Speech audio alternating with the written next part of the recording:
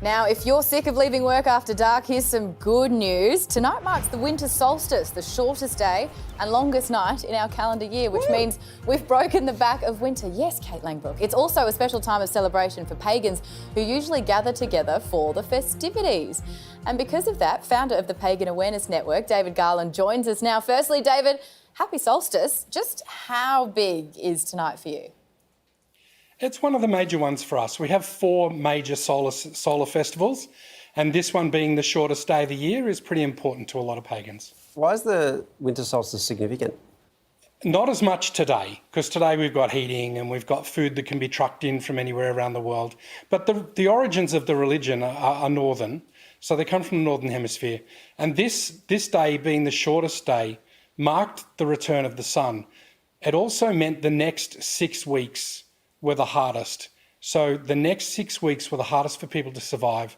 In the Northern Hemisphere, in most places, the ground is now frozen solid. You can't grow any food, so you've only got food that you managed to collect and harvest before now. So this tends to be the scariest 6 weeks. It's the time of reflection. It's the time of surviving before it starts to turn around when we get to the mid-Sabbath and then again to the equinox. So, David, how does your bunch of pagans celebrate? We like to party. So any excuse for a party. So we will get together primarily for a feast. So we're getting together next Saturday because we didn't get organised this week.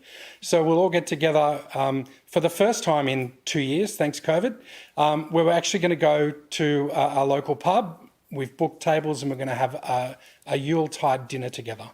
Now, David, say for me, I want to do paganism light. I'm on my L plates. Which solstice do I really want to get involved with? Is it winter? Is it summer? Is there another solstice that I don't know about that is the big kahuna? Well, there's a lesser Sabbath, which is called Beltane, that tends to be the big popular one. In the Northern Hemisphere, it's May Day. Down here, it tends to be in October. That's the fertility festival. Oh. So that's where we celebrate, how fertile we are. That's right. So jumping the bar fires, running around, catching women, having a good time. So Beltane's probably a popular one for a newbie. Did you just drop catching women casually in a sentence? I did. David, it seems that paganism to me is really centred around celebration and community, and it sounds like you have a whole lot of fun. But what are people's usual reactions to you when you say that you are a pagan and you're a practising pagan? I started doing this, I tried to work it out just before we started, about 35 years ago.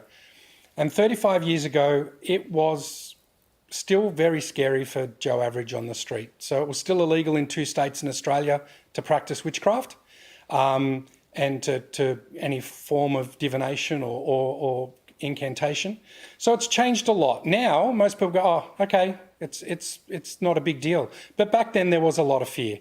We're just normal people, the guy you sit next to in the office or the girl you sit next to in the office or the policeman who pulled you over because you were speeding could well be a pagan. Normal people who love to party. David, we wish you well tonight and also for the huge feast in a week's time. Happy solstice. Thank you so much. Happy Yule, happy solstice.